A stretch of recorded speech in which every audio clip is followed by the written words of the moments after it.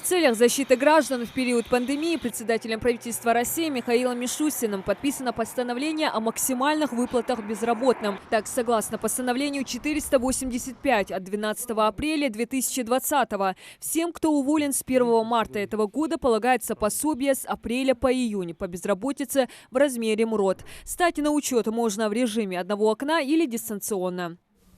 Не имеющий доходного занятия имеет право стать безработным. В соответствии с этим постановлением уволенные с 1 марта имеют право в течение 3 месяцев, вне зависимости от их заработной платы, получать МРОТ, прожиточный минимум, в размере 12 130 рублей. С июля месяца размер пособия составит 75% от суммы заработной платы. Также, согласно 485-му постановлению, жителям, признанным безработными начиная с 1 марта и имеющим несовершеннолетних детей, размер пособия с апреля по июнь увеличивается пропорционально количеству таких детей. Им по этому постановлению, по 485-му постановлению, полагается 3000 на одного ребенка, на каждого ребенка, но только на одного из родителей. Граждан в разгар пандемии волнует и другой вопрос – как встать на учет в Центр занятости. Так, во время карантина это можно сделать удаленно через сайт госуслуги. По заявлению Михаила Мишустина, начиная с 1 марта и до конца года дистанционная регистрация и оформление пособий по безработице будут проходить на портале «Работа в России». Здесь данные автоматически уже у вас, то, что вы на госуслугах зарегистрированы, автоматически данные есть. После чего, вот, допустим, то же самое вы заполняете свое резюме. Заходите, выбираете, все прописываете, вы указываете именно тот центр занятости, который вам нужен.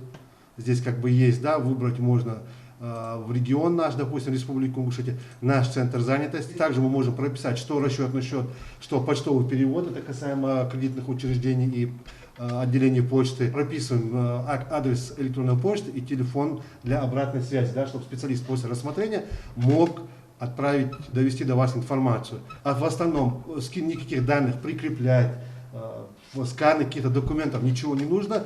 Заявление сразу после прохождения поступает в Центр занятости по месту жительства. Правда, из-за большого потока заявок в последний месяц с небольшой задержкой. Но это не повод для беспокойства. Они все доходят и рассматриваются. Жителям, которым самим сложно разобраться с процессом регистрации, сотрудники Центра занятости высылают на электронную почту пошаговую инструкцию. Достаточно обратиться в Центр занятости по месту своего жительства. На портале «Работа России» Минтруд также призывает регистрироваться и работодателей, если они приостановили свое производство, отправили работников в отпуск без сохранения заработной платы или работают дистанционно. Есть позиция такая, где именно в рамках этих мероприятий, которые сейчас проходят, потому что у нас многие работодатели приостановили свою деятельность. И желательно, не то что желательно, это нужно прописывать все на портале «Работа в России».